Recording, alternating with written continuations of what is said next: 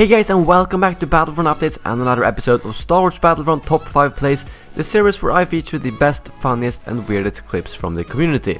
Today we are actually taking a look at top 5 glitches. It was quite a while since I last made a video about this, but the reason is simple that most of the glitches in the game has already been shown. But now I actually had quite a lot of funny glitches that I haven't seen before that I thought was worth showing in a video. If you guys want to submit a clip yourself, you can do so through the link in the description below. And as always, don't forget to enter my monthly giveaway.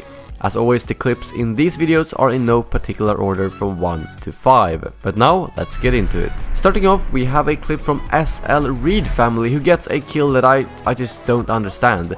He's running around and all of a sudden he gets a kill with a 1.4 FDP tower, which is the dish turret. And I really have no clue how that even happens. He's not even close to a turret. I just can't come up with any reasonable explanation to why it would happen. Is it possible that he was in a tower and then that tower exploded after he left and it still counted as his kill? Well, I'm not sure. Maybe you guys know. Moving on, we have a clip from Liam O, who experiences a very strange glitch on the Death Star. He spawns in as Red 5, but in the second phase. So he's actually able to fly outside of the indoors Death Star maps. And they have actually modeled a little bit of the outside, which I'm surprised about considering that you're supposed to be inside. But you can see some turbo lasers and the general shape of the Death Star. So, well, this was actually a pretty cool glitch. I mean, being able to fly outside the hangar in the Death Star, well, we see that in the movies and now we've seen it in the game as well. Moving on, we have a glitch from Ramzilla7, who finds a Luke who has somehow managed to get stuck in a turret. I'm guessing that he probably force rushed into it and got stuck that way, but that gives Dengar a free kill as he can just easily pick him off with his abilities and his blaster. I would have loved to see what happened when the actual turret respawned though. Would Luke have died or would have actually been teleported out? Next up we have a clip from T895, who finds a Shadow Trooper who likes hanging around. I'm sorry for that terrible bad pun, but somehow when he dies, his head gets stuck in the ship and his neck gets completely stretched out and his body is just dangling from it.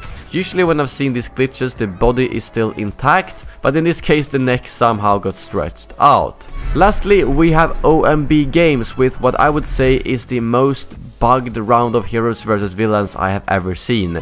First of all, when he gets to the spawn screen as a hero, he can see Vader's only. And if you look at the abilities, he has one ability from the Emperor, two abilities from Vader, and then the trait from Boba Fett. And he isn't able to pick anything, but then when he actually spawns, it says that he spawns as Han Solo. Yet he actually spawns as Darth Vader in the villain spawn, but on the hero side. And on the UI on top of the screen, you can still see that he is actually Han somehow.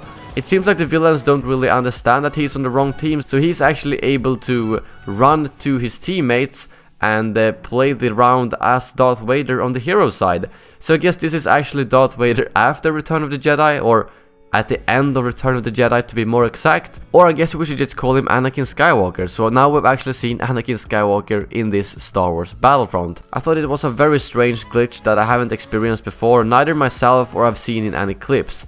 So I'm assuming this is fairly rare and I have no idea how this got triggered. But it seems like he is pretty effective at taking out villains as well, as his team won the round very easily, although some of the enemies seem to be AFK or something. But that brings this video to an end. As always, a big thank you to Elgato Gaming for sponsoring this series. If you're interested in their capture cards, make sure to check out the link in the description below. And as always, may the Force be with you.